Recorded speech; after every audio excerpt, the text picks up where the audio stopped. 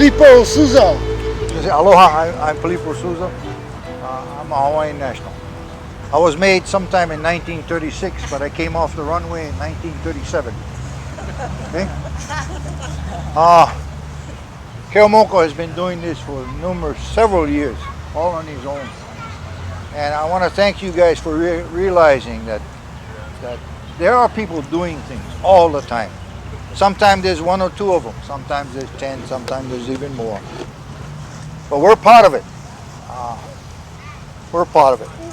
And of recent, basically, we all know what the Queen did. She did so many things. A normal person would need 3 lifetimes to accomplish what she did.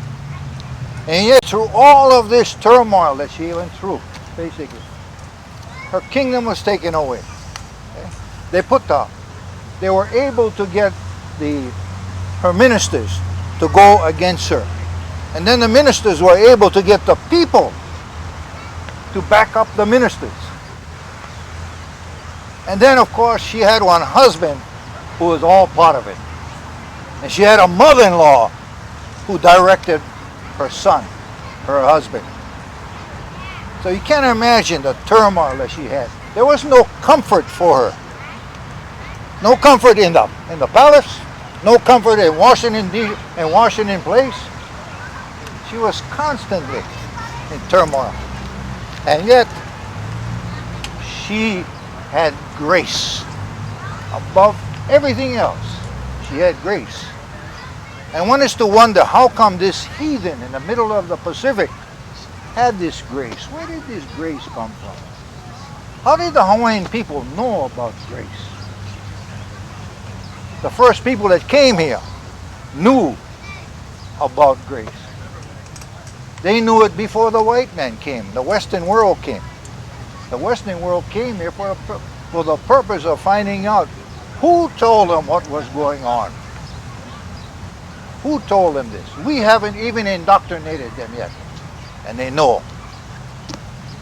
Anyway, of recent, there's been a number of novels that's been written. And if you haven't read The Last Aloha, okay? The Last Aloha, Quinn is the writer, a woman, basically. And I have here, basically, Hawaii Aloha, written by Keith Abe, a Hilo boy. And funny things about these novels, they classify them as being historical fiction. Okay? Now, what is historical fiction? Is it fiction based on history? Is it history based on fiction? Is history fiction?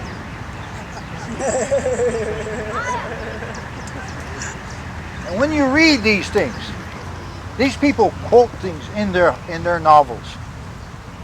You have to understand, to do so, if you're quoting Thurston, if you're quoting Carter, if you're quoting Tucker, and all these people, you must quote them exactly. If you don't, you open up to libel suit. Okay? So you got to research what was said. And these people said things because they had no worries. No worries. Nothing was going to happen to them. The Hawaiian government couldn't come against them. The United States would not. They're backing them up. So these things are happening. If you get a chance to read The Last Aloha, and to read this, I don't know if this is still in circulation, but this basically talks about what took place. And then Wednesday, January 18th, 1893, the day after. And of course there are characters in here. But one of the things in the epilogue in itself, and I mentioned about grace, of the overthrow itself, and this was the annexation on August 12th in 1898. And then he said, as the band of the USS Philadelphia struck up the Star-Spangled Banner. Philadelphia is the city of what? Brotherly love, huh? You know what I mean? That's another story. And then they took down the Hawaiian flag, and they raised up the first biggest flag that the Hawaiians ever seen in their life. 36 foot multiplied extra big. Eh? And then one of the persons that was there basically said, away. The kingdom of Hawaii is power. Kainoa's face loomed large in my eye. His words spoken on the steps of the palace that Saturday afternoon, 5 years ago. And this is what he said. Aloha mai no. Aloha aku. O ka huhu ka mea e ola oli ai. Translated to be as, when love is given, love should be returned. Anger is a thing that gives no light.